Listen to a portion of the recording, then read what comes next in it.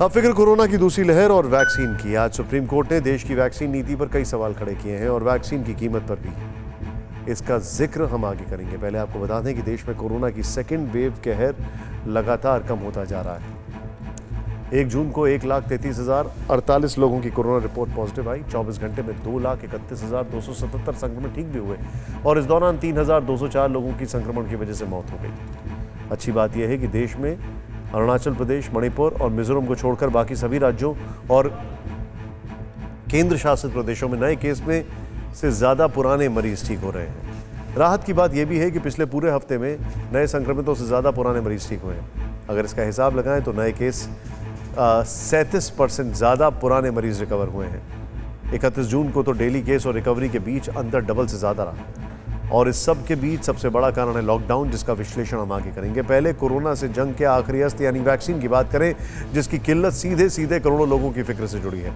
अच्छी खबर यह है कि विदेशी वैक्सीन के भारत आने का रास्ता साफ हो गया है।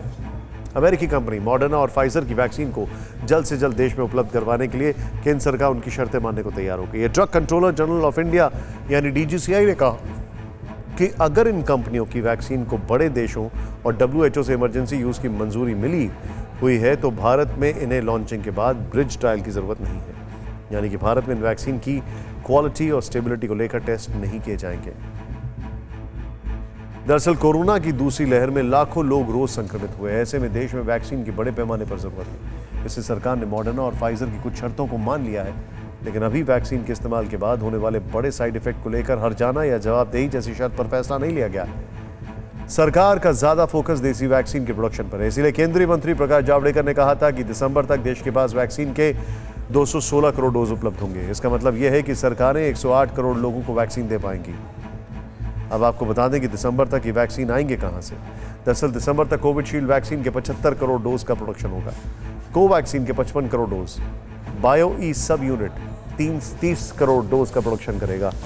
इसके अलावा जायडस कैडिला DNA के 5 करोड़, सीरम इंस्टीट्यूट की दूसरी वैक्सीन नोवावैक्स के भी 20 करोड़ डोज तैयार होंगे।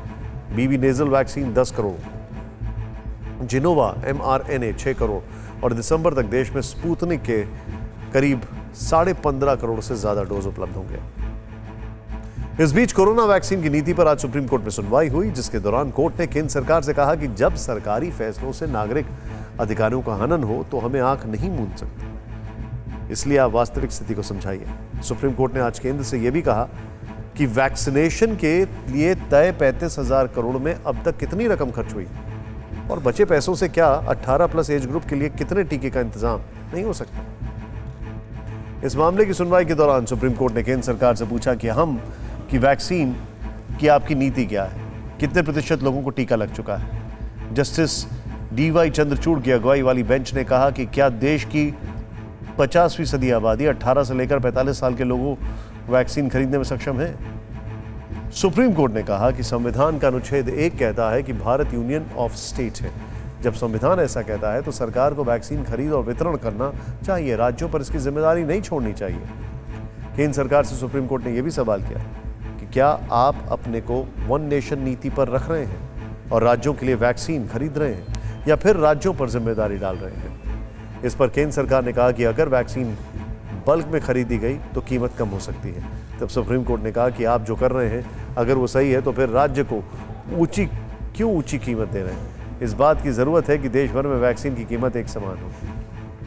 फिक्र आपकी, सोमवार से शुक्रवार रात 9 बजे सिर्फ TV9 भारतवर्ष पर।